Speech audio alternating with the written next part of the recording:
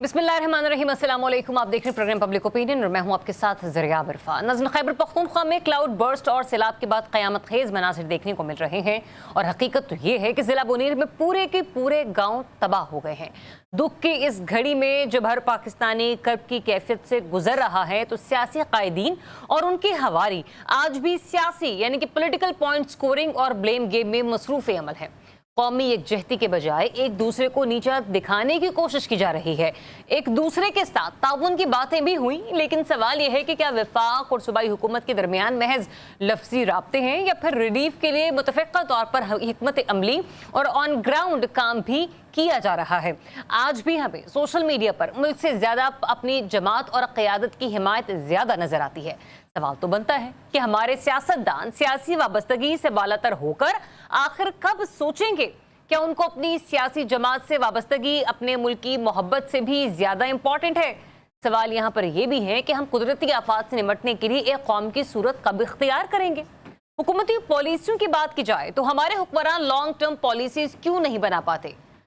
हमेशा नुकसानात के बाद डंग टपाओ प्रोग्राम से ही काम चलाया जाता है। दूसरी जानिब 18वीं आईनी तरमीम के तहत वफाक और सूबों के दरमियान वसाइल की तकसीम के लिए हर 5 साल बाद NFC अवार्ड जारी होना लाजमी है, लेकिन पिछले 15 बरस से कोई नया अवार्ड सामने नहीं आ सका, जिसकी वजह से अब 18वीं तरमीम में तब्दीली के लिए 27वीं तरमीम की बासकश चल रही है, जिसमें मुल्क का इंतजामी ढांचा बदलने के इम्कानात रोशन है और इंतजामी बुनियादों पर नए सूबे बनाने की बातें ज़ेरे गर्दिश है। सवाल यह है कि क्या नए इंतजामी यूनिट से मुल्क के मसाइल में कमी आएगी या मसाइल पहले से कहीं ज्यादा होंगे, और ऊपर से वफाक से सूबों को मिलने वाले फंड्स बल्दियाती इदारों तक क्यों नहीं पहुंच पाते। इसकी वजह हुकूमत की नाकाम पॉलिसियां हैं या फिर कुछ और क्या पीपल्स पार्टी 18वीं तरमीम में तब्दीली पर हुकूमत इत्तेहाद का हिस्सा रहेगी या एतराज़ करेगी। प्रोग्राम के आखिर में सियासी मंजरनामे की बदलती सूरत हाल, जहाँ फील्ड मार्शल सैयद आसिम मुनीर ने सियासी मसालहत को सच्चे दिल से माफ़ी मांगने से मशरूत कर दिया, तो क्या बानी PTI 9 मई पर माफ़ी मांगेंगे। और इसके साथ ये भी कि तहरीक इंसाफ की अंदरूनी मुश्किलात में इजाफे पर बानी PTI के गैर सियासी फैसलों और इंतहा पसंदाना रवैये को जिम्मेदार ठहराया जा रहा है, जिसकी वजह से पार्टी क़यादत भी उनसे काफ़ी खाइफ नजर आती है। क्या वाकई तौर पर बानी PTI की वजह से ही PTI मुश्किल में है। इसके साथ साथ सुप्रीम जुडिशल कमीशन ने chief election commissioner Sikandar Sultan Raja और 2 मेंबरान के खिलाफ शिकायत कर दी हैं। इन्हीं टॉपिक्स पर मुझे ज्वाइन कर रहे हैं सीनियर सहाफ़ी तज्ज़ियाकार अनवर रज़ा साहब, ज़मीर हैदर साहब, ब्रिगेडियर रिटायर्ड हारिस नवाज साहब और रिजवान अजीज साहब भी प्रोग्राम में अब से कुछ ही देर में हमें ज्वाइन करेंगे। तो सबसे पहले बात कर लेते हैं खैबर पख्तूनख्वा में मचने वाली तबाही के हवाले से। अनवर रज़ा साहब, आपसे आगाज़ करूँगी। मुझे ज़रा ये फरमाइएगा कि अभी तक ज़बानी कलामी दावे बहुत किए हैं वफाक ने और सूबे के साथ राब्ता भी किया है, लेकिन प्रैक्टिकलिटी अगर हम लोग देखें तो अमली तौर पर हमें सूरत हाल वैसे नज़र नहीं आ रही कि हाँ वाकई जो वफाक है वो अमली तौर पर कोई हमें मदद करता हुआ खैबर पख्तूनख्वा की नज़र आ रहा हो। साथ ही साथ मैं इस सिलसिले में आपसे एक और सवाल भी पूछना चाहूँगी। आपको याद होगा 14 अगस्त को जब हम लोग प्रोग्राम कर रहे थे, उस वक्त हमने अपने बहैसियत शहरी हम किस तरीके से अपना किरदार अदा कर सकते हैं, हमने इस अमल को भी डिस्कस किया था। सर, 14 अगस्त को हम मार्का हक के हवाले से अपनी आज़ादी को सेलिब्रेट कर रहे थे और ठीक 15 अगस्त की दोपहर को जब ये सैलाब आता है तो उसके बाद हम देखते हैं कि हर जगह पर ब्लेम गेम है, हर जगह पर पॉलिटिकल पॉइंट स्कोरिंग है। इसके अलावा हमें सोशल मीडिया पर और कुछ नज़र नहीं आ रहा। ज़रा बहुत शुक्रिया आपका। देखिए, KP के बिलखसूस बोनेर में जितनी तबाही हुई है, ये तो मीडिया जो हकीकत में वहाँ पर मनाजर है वो दिखा नहीं पा रहा। बहुत ज़्यादा वहाँ पर KPK में तबाही हुई है। बुनेर आपके सामने है, बाकी जगहों को उस तरह मीडिया कवर नहीं कर रहा जिस तरह कवर करना चाहिए था।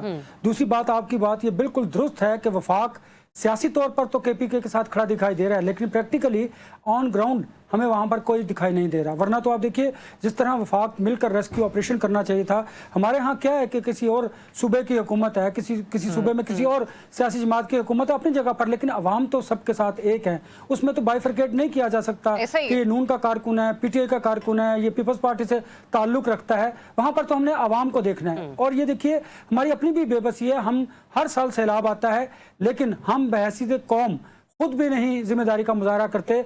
हम भी ऐसी जगहों पर तमीरात करते हैं कि जो बिल्कुल दरिया के किनारे होती हैं। फिर हमने देखना कुदरती, आप देखिए कि दुनिया भर में सबसे बड़ा इस वक्त चैलेंज जो है वो क्लाइमेट चेंज है, उसके असरात पाकिस्तान में हमारे सामने हैं। फिर हमें देखना होगा कि क्या हमने इसी तरह की पॉलिसीज बनानी है। आप वाली बात दुरुस्त है कि जब कोई सैलाब आता है तो डांग टपाओ। एक मुझे अभी याद आ रहा था कि क्लाइमेट चेंज के हवाले से एक इनिशिएटिव लिया था गवर्नमेंट ने, और उस पर हमें कुछ $1.25 अरब के करीब पैसे मिलने थे 3 बरस के अंदर। कुछ किस्तें हमें मिली हैं। तो गवर्नमेंट से ये सवाल बनता है वफाक से कि क्लाइमेट चेंज के जो वो पैसे हैं, पहली किस्त जो पाकिस्तान को मिली थी वो कहां पर लगाई गई। दूसरी बात देखिए कि एनडीएमए ने अभी भी कहा है कि 2 और बड़े जबरदस्त किस्म के जो है वो आने हैं, बाकी हैं। चलिए जो हुआ जरिया वो तो हम उस पर सीना को भी कर सकते हैं, मातम कर सकते हैं कि यार हमेशा की तरह हमें ये रोना पड़ता है कि जब सैलाब आता है तो वो आवाम के लिए बायसे जहमत होता है, हमारे हुक्मरानों के लिए बायसे रहमत होता है, क्योंकि इन्होंने देखना होता है कि हमने बाहर से फंड कैसे इकट्ठे करने हैं। चलिए फंड इकट्ठे कर लीजिए, फिर कम से कम आपको उन फंड्स का दुरुस्त इस्तेमाल तो करना चाहिए। फिर वो वाकयात दोबारा नहीं आने चाहिए। देखिए क्लाइमेट चेंज के बाद कुदरती आफात तो उस पर कोई काबू नहीं पाया जा सकता, लेकिन कम से कम आप पहले से बता सकते हैं, इंडिकेट कर सकते हैं, लोग अपनी जान तो बचा सकते हैं। हमें जरा ये सोचना और समझना होगा कि जो फंड्स हम बाहर से क्लाइमेट चेंज या कुदरती आफात की बद में लेते हैं, अगर हम उसका दुरुस्त इस्तेमाल कर दें तो मैं समझता हूं कि इस तरह के हादसात, वाकयात, सानियात को रोका जा सकता है। लेकिन अनफॉर्चुनेटली हम हर चीज में पॉलिटिक्स को ले आते हैं कि केपीके में किसी एक सियासी जमात की हुकूमत है तो वफाक उतना जिम्मेदार नहीं है, लेकिन वहाँ के जो लोग हैं वो शायद उस सूबाई हुकूमत से ज़्यादा वफाक की तरफ देख रहे हैं, फौज की तरफ देख रहे हैं। क्योंकि जब भी कुदरती आफत आती है तो आप देखिए कि पाक फौज हमेशा ऐसा ही है अनवर रज़ा। और दूसरी बात आपने बिल्कुल दुरुस्त निशानदेही की कि ये देखिए अगर इस वक्त खैबर पख्तूनख्वा की जो अवाम है वो परेशानी का शिकार है, तो इसका ये मतलब नहीं है कि जो दीगर सूबे हैं या वहां पर रहने वाले जो सियासी जमातें हैं वो पॉलिटिकल पॉइंट स्कोरिंग करना शुरू कर देंगी। क्योंकि माजी में हमने देखा है, ज्यादा पुरानी बात नहीं है, अभी हाल ही में जो इस्लामाबाद में सूरत हाल पैदा हुई थी और डीएचए के नाले में जिस तरीके से एक गाड़ी जो थी वो बहती हुई चलती हुई हमें नजर आई, फिर स्वात दरिया का जो वाकया है वो भी हमारी आंखों के सामने है।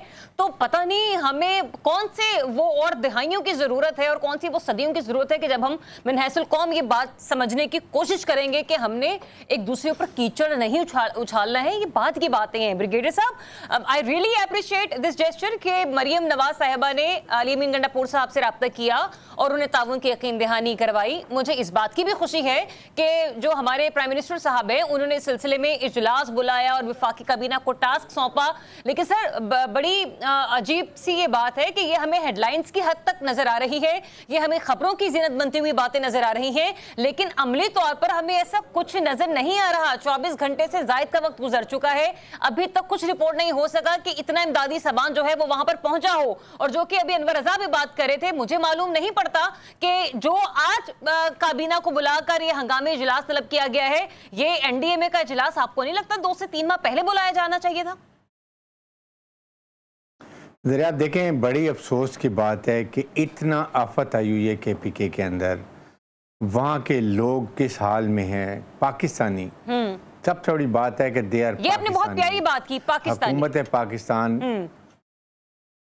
हुकूमत पाकिस्तान फेडरल गवर्नमेंट ने कितने फंड रिलीज़ किए हैं। एनडीएमए ठीक है काम कर रहे हैं वहाँ पर, कितने आपने ये आपसे एक हफ्ता पहले कैबिनेट मीटिंग क्यों नहीं कराई, आपने उसी वक्त अप्रूव करा के नेक्स्ट डे आपने फंड क्यों नहीं रिलीज़ कराई दिए। आपने प्रोविंशियल गवर्नमेंट को फंड भी देने थे, आपने एनडीएमए को और देने थे। पहले याद है मुझे कि पंजाब गवर्नमेंट जो होती, जिस प्रोविंस में ऐसी आफत आती थी, दूसरे प्रोविंशियल गवर्नमेंट भी पैसे देती थी। क्या पंजाब गवर्नमेंट को फ़र्क पड़ता है? 4-5 बिलियन रुपीज़ अगर पंजाब गवर्नमेंट इस वक्त as a good gesture 5-10 billion release करें और साथ अपने ट्रक से राशन भिजवाएं, वहाँ पर जा रहा हो कि पंजाब गवर्नमेंट के, इसे गुड विल जेस्चर वो सिंध की तरफ से जाना चाहिए, पंजाब से जाना चाहिए। पहले मुझे याद है कि जब 2010 में 12 में सिंध में आया था, कराची के सिंध के इतने बड़े बड़े बिजनेसमैन हैं, इतनी मेमन बिरादरी है, इतना उन्होंने ये डोनेशन दी थी। मुझे समझ नहीं था वाई दिस हैज चेंज्ड। कोई पैसा नहीं दे रहा, कोई डोनेट नहीं कर रहा। आप यहाँ से चले ना पैसे दें, आप सबके इन काइंड दे दें, ट्रक राशन के भिजवा दें। बड़ी बड़ी एनजीओ तो यहाँ पर हैं जो पहले काम करते थे, वो कहाँ पर चले गए हैं? ये बहुत गलत सोच हो गई है मेरे ख्याल में। इस वक्त सवाए एक कौमी अदारा रह गया जो फ़ौज जिस तरीके से chief army staff field marshal Asim Munir, उनकी इंजीनियर्स बटालियन के की जो है पेशावर का कोर, वो ब्रिजेस बना रहे हैं, उसके बाद वो वहाँ पर हेलीकॉप्टर सर्विस दे रहे हैं, रेस्क्यू कर रहे हैं, रिलीफ दे रहे हैं, उनको सही मुकाम पे ले जा रहे हैं, राशन वहाँ पर डिलीवर कर रहे हैं। हर बात फौज को ला के फिर आप उसको बाद फौज को बुरा भला भी कहते हैं। तो मेरे ख्याल में ये वक्त है जिस तरीके से फौज काम कर रही है, it should be taken an example. और सारे कौम को इस वक्त खड़े होना चाहिए। तमाम प्रोविंस, पंजाब गवर्नमेंट के पास बहुत पैसा है, सिंध गवर्नमेंट इज़ गुड, उसके बलूचिस्तान चले, वहाँ भी काफ़ी हालात आई डोंट नो कि उनकी क्या इस वक्त चल रही हैं, लेकिन फेडरल गवर्नमेंट को क्यों नहीं पैसा रिलीज किया? आप बातों की हद तक तो नहीं बात करें। इस वक्त ये नहीं सोचे कि कौन क्या कर रहा है, लेकिन ग्राउंड रियलिटीज हमें बहुत ही डिफरेंट दिखाई दे रही है। जमीर हैदर साहब की दोनों मामलात में आपके भी सामने पेश करना चाहूंगी सर। एक तरफ तो जहां पर इस चीज का फुकदान है कि पैसा नहीं भिजवाया जा रहा, इमदादी सामान ना विफाक की तरफ से ना दीगर सूबाई हुकूमतों की तरफ से वहां तक पहुंचाया जा रहा है, तो दूसरी तरफ ये कि आप जरा सोशल मीडिया अकाउंट्स तो जाके देखें, इस वक्त जिस तरीके से ताबड़तोड़ हमले किए जा रहे हैं, मतलब समझ और सोच से बालातर है कि लोगों के घरों में मैयतें पड़ी हुई हैं और यहाँ पर लोगों को ट्वीटें करने से फुर्सत नहीं है। सर आप बहुत बहुत शुक्रिया, बहुत ही अफसोसनाक बात है। बड़ी सिंपल सी बात है, देखें कि आज अगर आप बहैसियत पाकिस्तानी अगर उनकी मदद नहीं करेंगे तो वो कल आपका क्या इंप्रेशन लेंगे कि जी वफाकी हुकूमत में फ़लाँ गवर्नमेंट बन के बैठी हुई थी और उसमें जब हम पे आफत आई तो उन्होंने हमारी मदद नहीं की। चाहे आप जो मर्जी लोग बोलते रहें सोशल मीडिया पर, चाहे वो एक्स फोरम पे बोलें, चाहे वो फेसबुक पे बोलें, किसी भी सोशल मीडिया फोरम पे कुछ भी आप लोग बोलते रहें, आपको खुद रियलाइज होना चाहिए कि आपकी ड्यूटी क्या है, रिस्पॉन्सिबिलिटी क्या है। स्टेट की रिस्पॉन्सिबिलिटी, उसमें कहीं पे ये नहीं लिखा हुआ कि जनाब इस सूबे में क्योंकि फलां की पार्टी की हुकूमत है तो हम नहीं जाएंगे, सिर्फ लिप सर्विस करेंगे, सिर्फ लिप सर्विस करेंगे और उसके बाद आराम से बैठ जाएंगे और फिर जो है वो एक सोशल मीडिया ब्रिगेड जो है वो ट्रॉल करती रहे, चाहे इधर के उधर करते रहें और उधर के इधर करते रहें, लेकिन इससे फ़र्क कोई नहीं पड़ेगा। नुकसान जो हो गया, जिसके घर में मैयत पड़ी हुई, जिस तरह आपने बोला, उसको उसका कंसर्न सर, है। आज भी जब चेयरमैन एनडीए में बात कर रहे थे ना, तो उन्होंने कहा है कि अभी नुकसान का तखमीना नहीं लगाया जा सकता। अभी जो 22 अगस्त तक का ये स्पेल है उसके बाद हम अदादोशुमार देखेंगे, लेकिन जो अभी भी अदादोशुमार मिले हैं सर वो बहुत अलार्मिंग है। ज़मीर हैदर साहब देखिए, मैं वही बात कर रहा हूँ ना कि वो भी आप क्या तब मूव करेंगे जब आपके पास पूरा डेटा आएगा। भाई अभी जो एज वी स्पीक अगर कोई मुश्किल में है, परेशानी में है, तो उसकी मदद के लिए कौन पहुंचेगा, कब पहुंचेगा? बड़ी सिंपल सी बात है। देखें, अभी ब्रिगेडियर साहब ने बोला कि जी फौज वाहिद इदारा है जो कर रहा है। हमारी जो सूबाई हुकूमतें हैं या वफाकी हुकूमत है, वो लोकल लेवल पर जो एम्पावरमेंट करना होता है उनको रिसोर्सेज क्यों नहीं देते कि वो ऐसी इमरजेंसी में रिस्पॉन्स कर सकें। अल्टीमेटली हमें फिर उसी इदारे की तरफ देखना पड़ता है कि जिसके पास एक रिसोर्सेज हैं, उसके पास इंफ्रास्ट्रक्चर है, वो आके जो है वो पोर्टेबल ब्रिजेस भी बना सकते हैं, वो सब कुछ कर सकते हैं। ये हमारी हुकूमतें लोकल लेवल पर ये चीज़ें क्यों नहीं तैयार करते हैं? जो डिस्ट्रिक्ट लेवल पर जो आपकी रिस्पांस, इमरजेंसी रिस्पांस है, वो कहाँ पे है? आपने देखा कि अभी 1.5 महीना 2 महीने भी नहीं हुए शायद जो सवात में जो वाक़या हुआ, उसके बाद भी इनको आइडिया नहीं था कि वार्निंग्स आना शुरू हो चुकी हुई थी कि जी इस दफा बिल्कुल दुरुस्त निशानदेही की ज़मीर हैदर साहब। मैं इसी चीज को लेकर आगे बढ़ूंगी। बर्स्ट होगा। हाँ बिल्कुल आपने बिल्कुल दुरुस्त कहा रिजवान रसी साहब। वाकई जब ये दरिया सुवात वाला वाकया हुआ था और अभी भी जो ये इस्लामाबाद की तरफ ये जो बारिशें बहुत ज्यादा हुई है, क्लाउड बर्स्ट हुआ था सर, तब भी वार्निंग्स इशूज की गई थी। बट मेरा सवाल फिर यही है कि जो आज इजलास बुलाए जा रहे हैं हंगामी तौर पर, वो उस वक्त बुलाकर उस वक्त मामलात की निशानदेही क्यों ना की गई? और फिर दूसरी बात ये कि लॉन्ग टर्म प्लान्स हम लोग तश्कील नहीं देते। हमारा मामला ही यही है कि हम हर दफा डंग टपाओ पॉलिसी के साथ काम करते हैं। हमारे पास कोई पॉलिसी जो है ना वो नहीं है कि हमने इस आफत का मुकाबला करना, तो करना कैसे? देखिए, मैं अपने तीनों अहबाब की गुफ्तगू से इत्तेफाक नहीं करता। अच्छा। और मैं कहता हूं कि जब मरीज जो है बिस्तर मरग पे ही हो तो उसके सामने कब्र खोदने वाले को नहीं बुलाना चाहिए कि यार या जनाजा पढ़ाने के इंतजामात का जायज़ा नहीं लेना चाहिए जब तक मरीज की अभी जान बाकी हो। देखिए, अभी तो वहाँ पे ये पता ही नहीं चला कि हमारे कितने लोग उसके नीचे दब गए हैं, और ये कुदरती आफात है।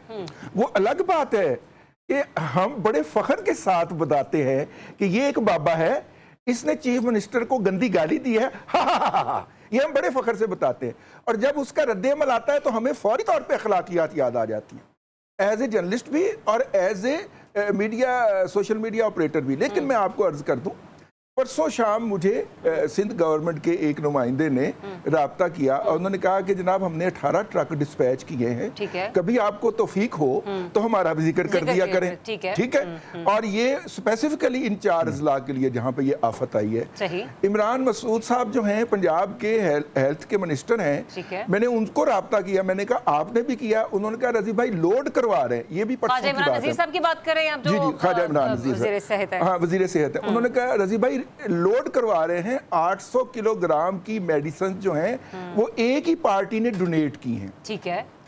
अल खिदमत के रजाकार पका पकाया खाना लेके घरों में जाके लोगों को जिनके घर बार खत्म हो गए या थोड़े बहुत रह गए वहां पे तकसीम कर रहे हैं। पाक फौज के 8 जगह के ऊपर क्लिनिक लगे, आर्टिफिशियल नहीं क्लिनिक लगाए, हॉस्पिटल बनाए उन्होंने, आर्टिफिशियल हॉस्पिटल बनाए हैं, और तकरीबन कोई 4 जगह के ऊपर उन्होंने पुल बना दिए हैं जहां पे तबाह हुए थे। लेकिन अभी तक बहुत सारे प्यारों की लाशें मलबे के नीचे हैं। हम हमारे यहाँ तो इतना भी हौसला नहीं पड़ता कि हम उनकी डेथ का ऐलान ही कर दें जब तक कि उनकी डेड बॉडी नहीं मिल जाती ना, ये अखलाकियात के खिलाफ है। ठीक है। तो इसलिए अभी हमारी पाक फौज भी लगी हुई है, और इस दफा वो स्पेशल उनके पास वो इंस्ट्रूमेंट है। खास ने जिन इदारों ने अच्छे काम किए उनको बेशक बेहद सराहा जाना चाहिए, आपने दुरुस्त निशान देखी। लेकिन साथ ही ये भी बता दीजिए, जो कि मैं पहले भी बात कर रही थी कि 14 अगस्त की शाम को आप और मैं ही प्रोग्राम में बैठे थे ना, अनवर रजा साहब भी थे हमारे साथ गालिबन, तो हम लोग ये बात कर रहे थे कि बहैसियत कौम हमारा भी कोई फर्ज बनता है कि हमने इस मुल्क के लिए क्या करना है। लेकिन सर जो सोशल मीडिया पर हम ट्रेंड देख रहे हैं, जितनी पॉइंट स्कोरिंग हो रही है, जितनी ब्लेम गेम हो रही है, सर आपको लगता है कि इस वक्त हम लोग ये मामला है कि हम इस किस्म की गुफ्तगू, इस किस्म की बयानबाजी करें? उसको डिस्करेज भी करने वाले लोग मौजूद हैं, और मेरा नहीं ख्याल कि अभी मैं थोड़ी देर वापस यहाँ तक पहुँचने में मुझे दफ्तर में घंटा लग गया। उससे पहले तो काफ़ी हद तक वो जो लोग डांटने वाले होते हैं वो डाई डाउन करवा चुके हुए हैं, लेकिन वो भी नहीं होनी चाहिए जो हो रही है, ठीक है। इसको हम साइड पे छोड़ दें, हम मुख्तसर रखेगा ब्रेक का कहा बस। मैंने कहा ग्रास रूट के ऊपर रियासत जो है, ये जो आज इजलास हुआ है इसकी 3 दिन पहले ब्रीफिंग भी हो चुकी है, और आज उसका इजलास हुआ है। वफाक सूबाई हुकूमत उसको असेसमेंट भेजेगी तो वफाक वो फंड जारी करेगा। वफाक फंड किसको जारी करे? सूबाई हुकूमत कोई डिमांड जनरेट करती है, हमारे जो ज़मीर हैदर भाई हैं, चूँकि हम इनसे सीखते हैं बहुत कुछ, फाइनेंस के हवाले से ये रिपोर्टिंग करते रहे हैं, तो सर वो डिमांड पहले जनरेट हो, आपको तो मेरे से ज़्यादा पता है, उस सूबा डिमांड जनरेट करेगा। कल हमारे एक दोस्त ने राब्ता किया एक कमिश्नर साहब से, तो वो उस वक्त फील्ड के अंदर मौजूद थे। वो कह रहे थे कि मैं तो भाई ये वाले निज़ाम की निगरानी कर रहा हूँ, तो असेसमेंट तो जब मैं दफ्तर में पहुंचूंगा तो बनाऊंगा। कि सूबा डिमांड जनरेट करेगा। एक दीजिएगा दोनों के पास ही आपके पास भी, अनवर रज़ा आपके पास भी ले कुदरती आफत में डिमांड नहीं होती, माजरत के साथ उसमें आपने रेस्क्यू ऑपरेशन करना होता है। बिल्कुल बात सही कह रहे हैं अनवर रज़ा, ये बात सही कर रहे हैं। कोई डिमांड नहीं होती, इमीडिएटली पैसा रिलीज होता है। क्या बात कर रहे हैं रज़ी साहब? कौन सी डिमांड की बात कर रहे हैं? कमाल कर रहे हैं रज़ी साहब आप। बिल्कुल रज़ी साहब, 25 एम्बुलेंसेस पंजाब ने, बमा मेडिसिन, बमा डॉक्टर, बमा स्टाफ जो है। रज़ी भाई एक सेकंड, रज़ी भाई एक सेकंड, रज़ी भाई आप ये जो अभी बता रहे हैं कि 25 एम्बुलेंस से उन्होंने भिजवा दी, ये क्या इसकी डिमांड जनरेट हुई थी?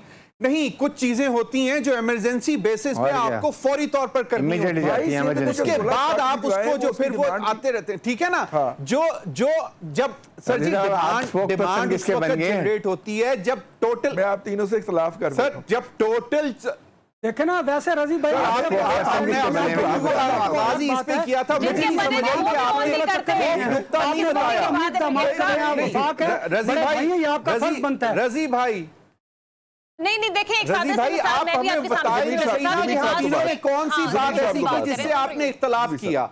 इख्तलाफी बात तो आपने बताई नहीं हमें। पंजाब गवर्नमेंट की बात हमारा तो ठीक हो देखिए पंजाब, हमने तो ये नहीं कहा कि भाई वो नहीं कर रही, ये नहीं, नहीं, एक बड़ी उसूली सी बात है जिसमें मैं भी ये कह रही हूँ कि आप गली मोहल्लों में चले जाएं, खुदा ना खास्ता किसी के घर में फौतगी होती है तो जो दाएं बाएं रहने वाले पड़ोसी हजरात होते हैं ना, कोई कफन दफन का इंतजाम करता है, वो डिमांड थोड़ी करते हैं जिनके घर फौतगी होती है। मैयत के अहले खाना उस वक्त सोग में मुब्तला होते हैं, वो जा जाकर ये नहीं बताते हमें फलानी चीज चाहिए, हमें ढिमकानी चीज चाहिए। जो इर्द गिर्द के रहने वाले होते हैं ना, वो एहसास करते हैं और फिर वो जाके अपना हक भी अदा करते हैं। तो यही हक हम चाह रहे थे कि वफाकी हुकूमत भी अदा करती, सिंध गवर्नमेंट भी अदा करती, पंजाब की गवर्नमेंट भी अदा करती, और अगर बलोचिस्तान के पास भी वसाइल हैं जैसे भी हैं, अगर वो कर सकते तो वो कर सकते, क्योंकि करीब करीबी सूबा पड़ता है, सारे आस पड़ोस में रहते हैं। ये इतनी सी गुजारिश है। एक ब्रेक लेते हैं, ब्रेक के बाद आपको फिर से ज्वाइन करेंगे। स्टेट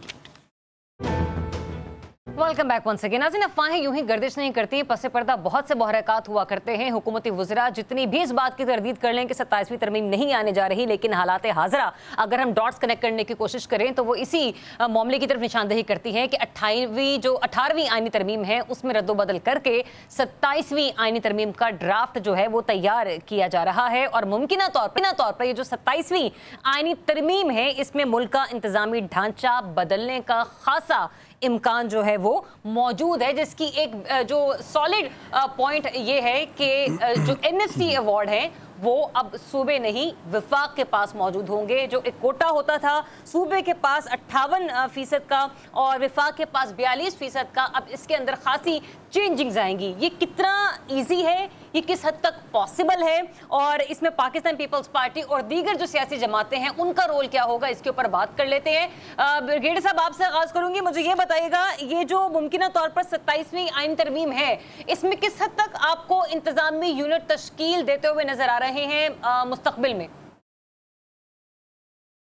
देखिए, मेरे ख्याल में ये एक तो ये NFC अवार्ड का बड़ा ज़रूरी भी है। देखें, सारा लोन हर चीज़ जो है वो वफाक करे और 58% सूबों में चला जाए, जिसकी वजह से बहुत ज़्यादा डिस्पैरिटी होती है।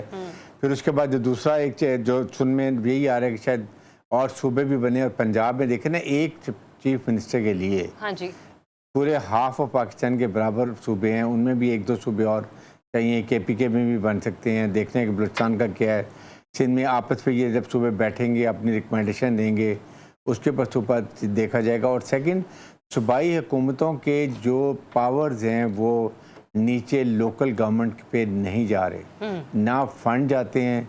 इसके लिए मेरे ख्याल में ज़रूर कानून साजी होनी चाहिए कि देखें, अभी अगर आज हर डिस्ट्रिक्ट ऑफ KPK में जो लोकल बॉडी गवर्नमेंट होती, उनको फंड मिले होते, वो जिम्मेदार होते कल को। तो सर, बल्दियाती इंतखाबात करा के निचली सतह पर इख्तियारात और फंड्स को मुंतकिल करना जरूरी है कि मतलब सूरत हाल को अपने तरीके से मैनेज करने के लिए आपको लगता है कि नए सूबों का क़याम जो है वो जरूरी है?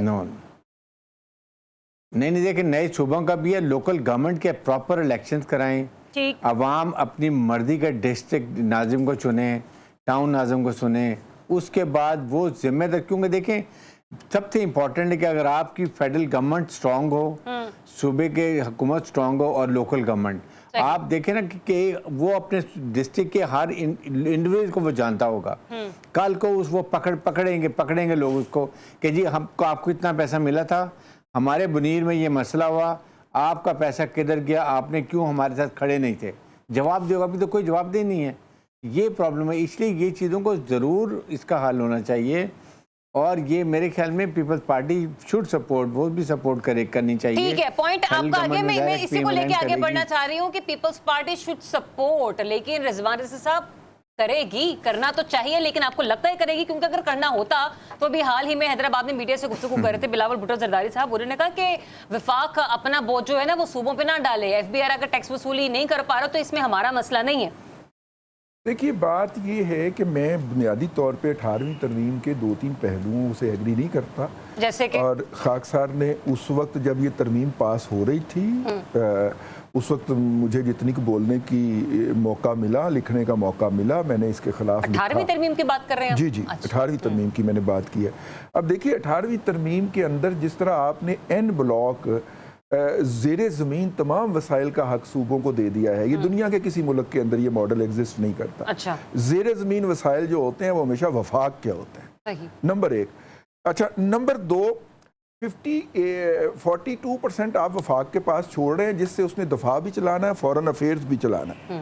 और जो है वो पावर को भी डील करना, लोन भी उतारना है। जी जी, और लोन भी उतारना है। इसलिए वफाक को हर साल जो है वो थोक के हिसाब से नया लोन लेना पड़ता है, पुराने लोन उतारने के लिए भी और अपने मामला चलाने के लिए भी।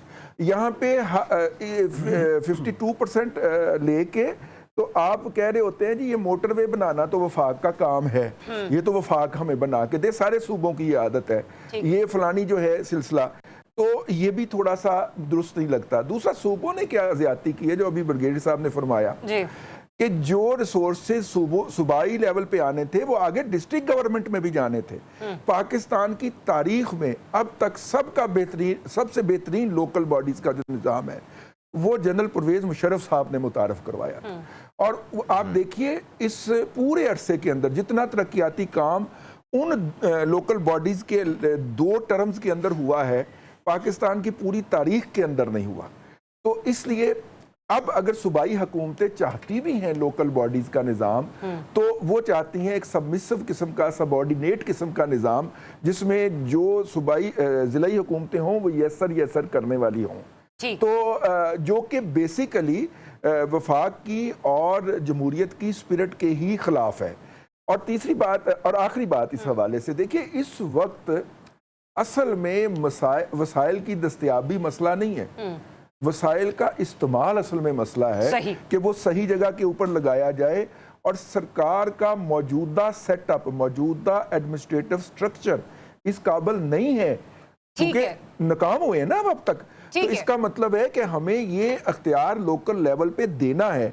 मौजूदा आइन के अंदर 1973 के आइन के अंदर नए सूबे बनाने का जो प्रोसेस दिया गया है वो ना मौजूदा पार्लियामेंट के पास मौजूद है, इसलिए वो एक ड्राइंग रूम डिस्कशन के तौर पे तो ठीक है, हम प्रोग्राम करके भी घर चले जाएंगे, अमली तौर पे मुमकिन नहीं। अच्छा, आप ही कह रहे हैं कि अमली तौर पर ज़मीर हैदर साहब, लेकिन कोशिशें तो बहुत की जा रही है और आपको पता है करवाने वाले करवा भी लिया करते हैं, लेकिन अमली तौर पे कि जहां पर रज़ी साहब ने बात की है, टेक्निकलिटी इसकी ये है कि नए सूबे के हक में जब तक सूबाई काबीना करारदाद पास नहीं करेगी उस वक्त तक इंतजामी यूनिट तश्कील नहीं दिया जा सकता और नए सूबे नहीं बनाए जा सकते। तो यहाँ पे खाली बात पीपल्स पार्टी की नहीं, आपको लगता है पंजाब, बलूचिस्तान और जो केपी वाले हैं ये लोग नए इंतजामी यूनिट की तरफ आएंगे और इनकी जो सूबाई कैबिनेट है वो पास करेगी कोई ना कोई सिलसिले में करारदाद? ये तो एक बात मैं छोटी सी कर लूं कि नए सूबे बनाने की बात हो रही है, वो तो तभी बनेंगे ना जब पाकिस्तान का नया नक्शा आना था। वो रजी साहब ने कहा था 14 अगस्त को नया नक्शा आएगा, तो क्योंकि फिर वो एक नया नक्शा होगा तो उसके मुताबिक फिर वो डिविजन्स बनेंगी ना नए सूबों की, कि जी ये तो इसमें इस सूबे की ये नई, वो 14 अगस्त को नया नक्शा आना था, वो तो मुझे अभी नक्शा मैं यही तो कह रही हूं, उनको बात पूरी कर लेने दें, मुझे भी बात में रजी भाई ने दो प्रोग्राम्स में बोला था, मैं भी इत्तेफाक से उन प्रोग्राम्स में मौजूद था, और उन्होंने दूसरी दफा जब कहा कि मैं आज आपको दोबारा बता देता हूं कि वो जो मैंने पहले कहा था कि नया नक्शा आ रहा है वो 14 अगस्त को आ रहा है, वो एक है। एनीवेज, द पॉइंट इज कि यहाँ पे आपकी ये बिल्कुल डायनेस्टीज हैं। ये एक सूबाई हुकूमत है, PMLN की हुकूमत है। पंजाब में वो कहेगा कि नहीं भाई ये तो पूरा सूबा जो है ना इस वक्त ये मेरी डायनेस्टी रहनी चाहिए। एडमिनिस्ट्रेटिव अगर कंट्रोल पे पहले मुल्तान में हुआ कि जी सराइकी सूबा होना चाहिए, उसका इनिशियल स्टेप क्या हुआ कि जी एक एडमिनिस्ट्रेटिव ऑफिस जो सेटअप है उस एरिया का वो मुल्तान में बनाया जाए, वो भी फिर अब पता नहीं कहाँ पे गया, कितना पैसा उस पर खर्च हो गया। बात ये नहीं है कि ये आधा तीतर आधा बटेर नहीं हो सकता। आपने अगर सूबे बनाने हैं तो बाकायदा आप बना सकते हैं, इसमें कोई नहीं है। आपके पास 2/3 मेजॉरिटी है, आप जाएं, जाकर सूबों के साथ मुशावरत करें, डिमार्केशन करें, और उसके बाद जिस तरह मानसेरा सूबे की डिमांड थी, सराइकी सूबे की डिमांड थी, और भी इस तरह हैं एरियाज जहां पे अब एडमिनिस्ट्रेटिवली कंट्रोल करना इतना आसान नहीं है एक हुकूमत के लिए।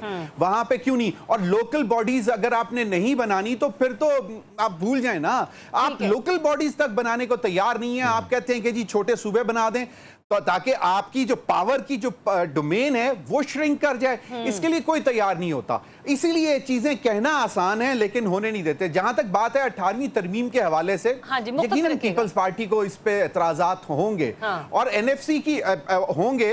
और बात बड़ी सिंपल सी है कि अगर कराची सबसे बड़ा रेवेन्यू जनरेट करता है तो वो भी कहेगा कि मुझे रेवेन्यू में से रॉयल्टी देना शुरू कर दो। सूबे अपने सारी रॉयल्टी लेते हैं, जेरे जमीन सारे उसकी रॉयल्टी लेते हैं। सूबे। तो गैस की बलूचिस्तान और कंट्रोल सिंध ले लिया लेता हुआ है, बिजली की केपी लेता है। नहीं भाई, कंट्रोल ले लिया हुआ है। अब रॉयल्टी नहीं लेते, अब शेयर लेते हैं सर। आप थर का पूरा प्रोजेक्ट आपके सामने है सर, शेयर लेता है थर, वो ओन करता है सर सूबा। नए प्रोजेक्ट सर, नए प्रोजेक्ट्स की बात, रजी भाई आप नए प्रोजेक्ट्स की बात कर रहे हैं।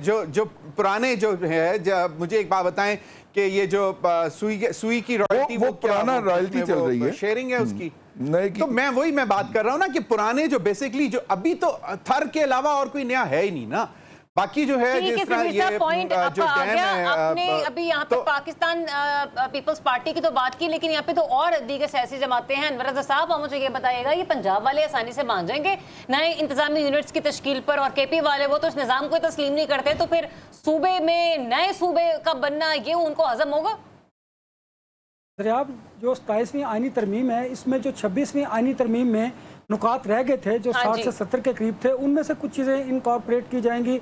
और जो आप सूबों की बात करती है, मुझे फिजिबल नहीं लगता, ना तो इंतज़ामी तौर पर और ना ही सूबे इस पर बात करेंगे। इस पर बड़ी मुखालफत होगी, बहस मुबासा होगा, बड़े सियासी पॉइंट स्कोरिंग होगी, ये मुमकिन नहीं लगता। लेकिन देखिए, अगर आपने वाकई हकीकी मायनों में सूबों में तरक्याती कामों को स्प्रेड करना है, बढ़ाना है, तो उसके लिए आपको बल्दियाती निज़ाम लाना पड़ेगा। आप जब तक बल्दियाती निज़ाम को सही मायनों में राइज नहीं करेंगे, उस वक्त तक आम आदमी तक इसके समारात जो हैं वो नहीं पहुंच सकेंगे। एक बात तो यह है। दूसरी बात, अगर आप मुझे इजाज़त दीजिए, मैं ये जिसारत तो नहीं कर सकता, ना ये गुस्ताखी कर सकता हूँ कि रजी साहब से इख्तलाफ करूँ, लेकिन वो नक्शे वाली बात मेरे भी जरा व्हाट्सएप कर दीजिए। ये जो है ना, ये प्रोग्राम होता ही रजी बैशिंग का है, मिल जाए। और दूसरी बात देखिए, अनवर रज़ा सुन लो, ये प्रोग्राम रजी बैशिंग का होता है और रजी बैशिंग के क्लिप निकाल के ही पब्लिक न्यूज डालता है। और अगर मैं कोई अच्छी बात कर दूं तो वो नहीं डालता। मैं अर्ज कर दूं उस नक्शे के बारे में, मैंने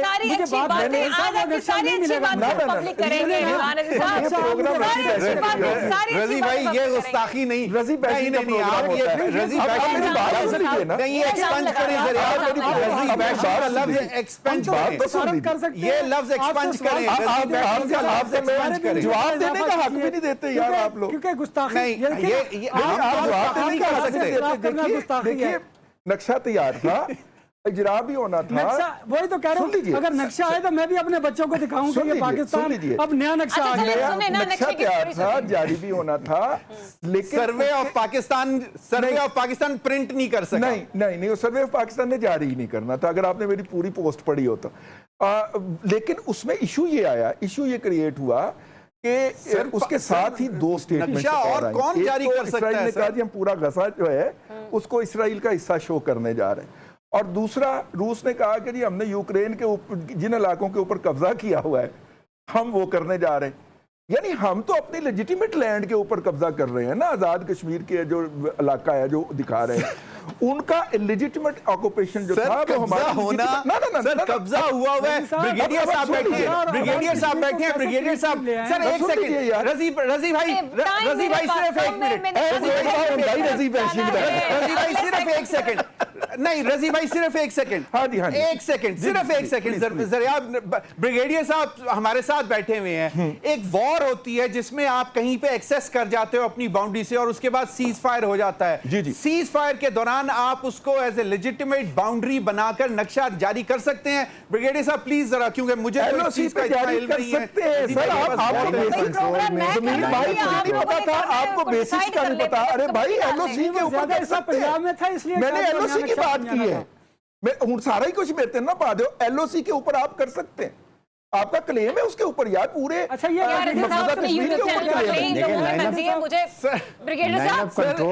लाइन ऑफ कंट्रोल है सर, खुदा के लिए क्या कर रहे हैं? अच्छा मुझे ब्रेक लेने दे, मैंने ब्रेक लेनी है, मैंने ब्रेक से वापस आना है, मेरे पास और बहुत करने को आज। Stay tuned, public opinion. जी वेलकम बैक वंस अगेन। नाज़रीन, इस वीकेंड पर एक खबर सामने आती है, खबर नहीं एक बल्कि इंटरव्यू सामने आता है। मारूफ सहाफ़ी कॉलम निगार है सुहेल वड़ाइच साहब, उन्होंने फील्ड मार्शल जनाब आसिम मुनवी साहब का इंटरव्यू किया, जिसमें ये गुफ्तगू सामने आई कि सियासी मसालहत सच्चे दिल से माफ़ी मांगने से ही मुमकिन है। बहरहाल फील्ड मार्शल साहब ने तब्दीली की अफवाहों को मुस्तरद भी किया। अच्छा, अब कैटेगोरिकली अगर मैं देखूँ तो इस किस्म की माफ़ी तलाफ़ी के हवाले से जो गुफ्तगू मंजर आम पर आती रही है, वो ISPR के तो तर्जुमान हैं, वो ये गुफ्तगू करते हुए हमें अक्सर दिखाई दिए हैं, लेकिन फील्ड मार्शल साहब से जो मंसूब हो खबर वो इस कॉलम के थ्रू मंजर आम पर आई, जिसपे मैं मुख्तसर सा सवाल रखूंगी अपने पैनलिस्ट के सामने। ब्रिगेडियर साहब, आपको लगता है कि बानी पीटीआई 9 मई पर माफी मांगेंगे?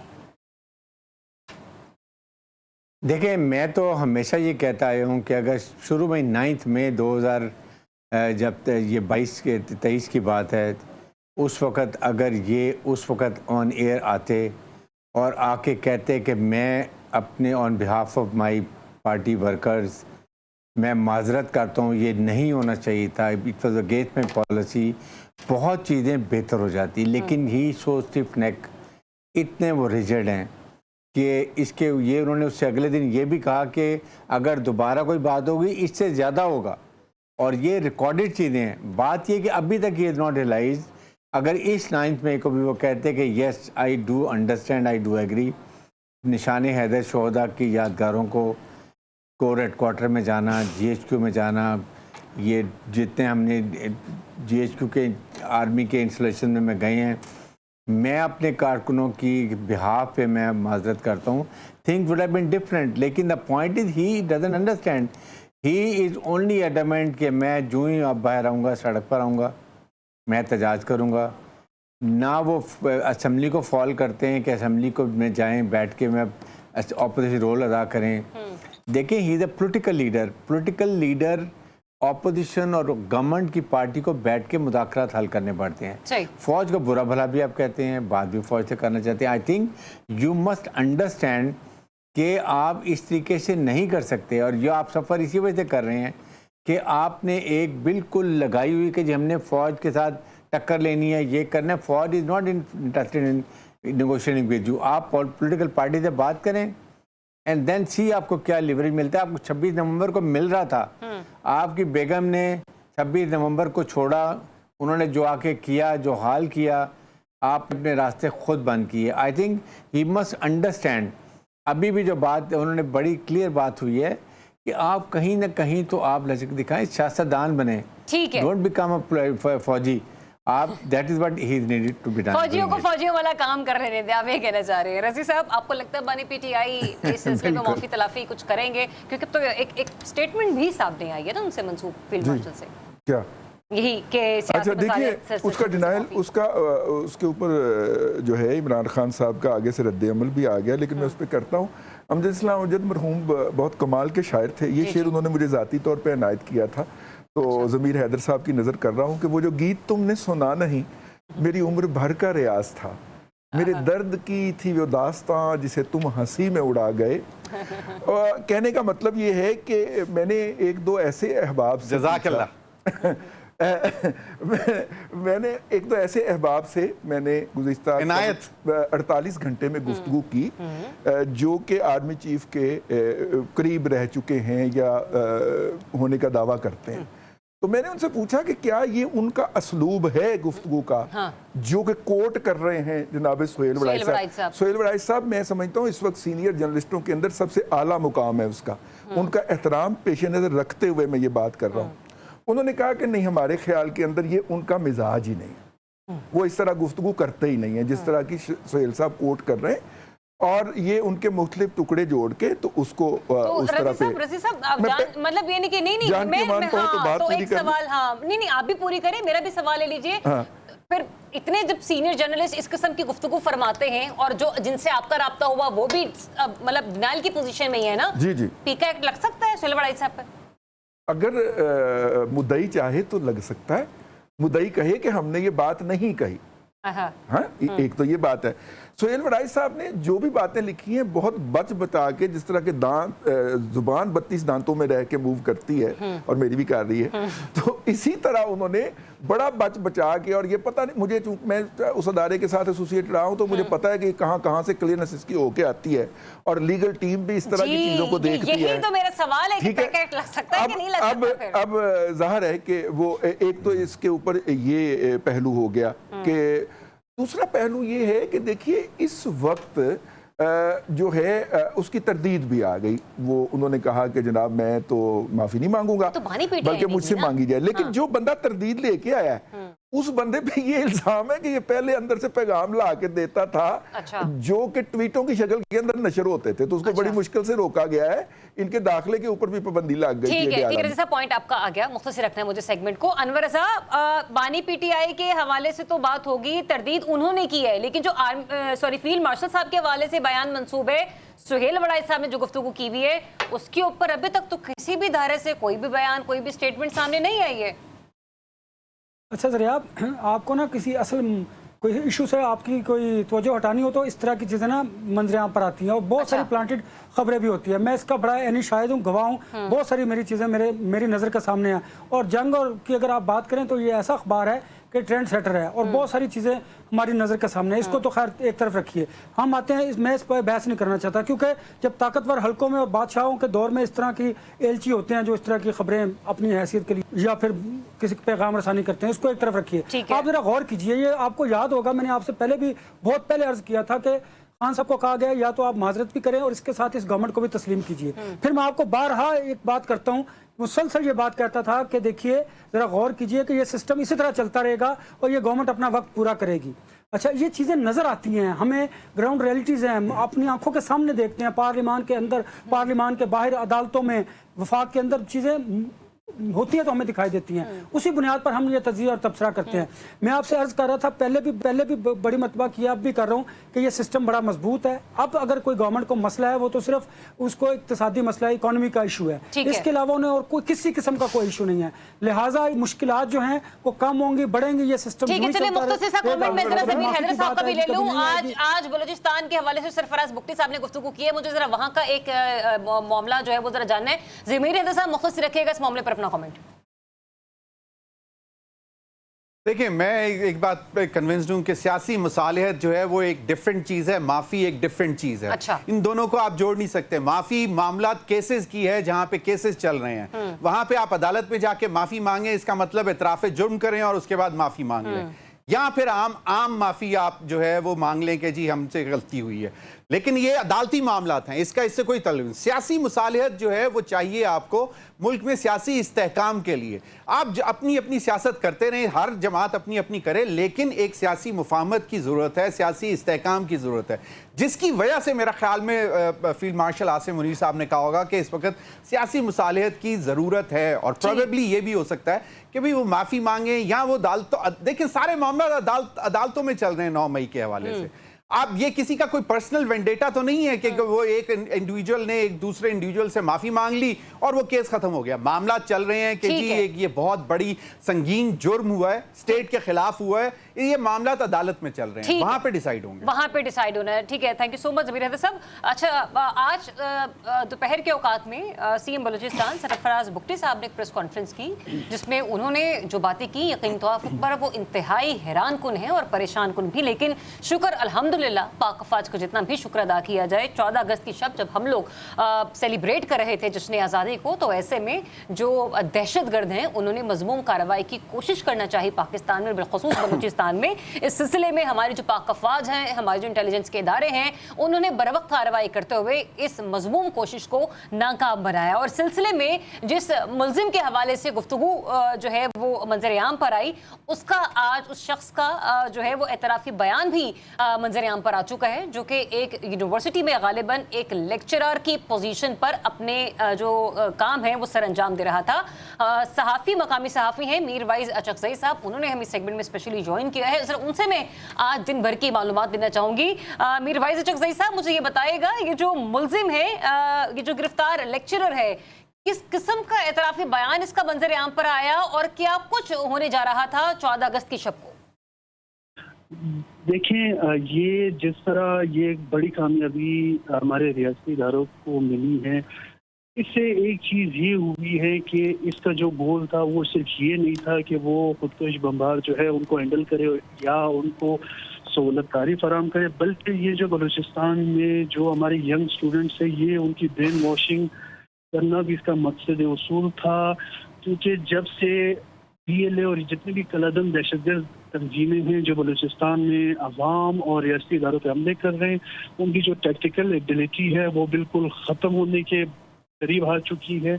ये जो पिछले 1 साल से जो ये बयानिया और इंफॉर्मेशन वॉरफेयर जो आप सोशल मीडिया पे देख रही हैं, जिसमें हजारों बलोच एलियस के नाम से अकाउंट्स खोले गए और फिर उनके जरिए जो है वो रियासत मुखालिफ बयानिया जो है बनाने की कोशिश की जा रही है, ताकि जो हमारी नौजवान नस्ल है बलूचिस्तान की, उनको रियासत से बदजन किया जाए और फिर उनको BLA और ये BLF जैसे तंजीमों के लिए जो है बतौर ईंधन या फुट सोल्जर उनके लिए तैयार करे। लास्ट मंथ आपने एक केस सुना होगा, सुफियानपुर जो UMT लाहौर का स्टूडेंट था, वो भी स्टेट स्कॉलरशिप पे जो है वो UMT लाहौर में पढ़ रहा था, लेकिन लास्ट मंथ जो है BLA ने क्लेम किया कि ये हमारा टेररिस्ट कमांडर था। ये बेसिकली अगर आप इसके थोड़ा सा वो बैकग्राउंड में जाएं तो ये लड़ाई जो है ये अभी इंफॉर्मेशन वॉरफेयर पे चली गई है कि किस तरह नौजवानों को जो है वो रिक्रूट करना है और उनको दहशतगर्दी में इस्तेमाल करना है। तो मुझे ये बताइएगा मीर भाई साहब, अभी तक हमारे इंटेलिजेंस इदारों ने इस एक लेक्चरर की गिरफ्तारी के बाद और किस हद तक इस सिलसिले में कामयाबी समेटी है? इस नेटवर्क में कितने लोग, कितने अफराद जो हैं वो शामिल हैं? देखिए ये इस गिरफ्तारी को हम बिल्कुल आइसोलेटेड उसमें नहीं देख सकते कि एक गिरफ्तारी हुई है। इसके पीछे जो प्रॉपर जो है प्रोफाइलिंग की गई है, इसके जो नेटवर्क है उसके बहुत से कारिंदे जो है वो पकड़े जा चुके हैं और अभी आपको आने वाले दिनों में मजीद इस तरह की जो कामयाबियां हैं वो आप सुनेंगी कि किस तरह ये अभी जो जिस तरह वक्त गुजरता जाएगा और भी गिरफ्तारियां भी होंगी। जो वक्त गुजरता जाएगा और गिरफ्तारियां अमल में लाए तो जैसे जैसे सिलसिले में अपडेट्स आएंगी हम अपने नाजरीन को, अपने कौम को सिलसिले में ज़रूर आगाह करने की हर मुमकिन कोशिश करेंगे। इजाज़त दीजिए, अपना बहुत सा ख्याल रखिए। अल्लाह हाफिज़।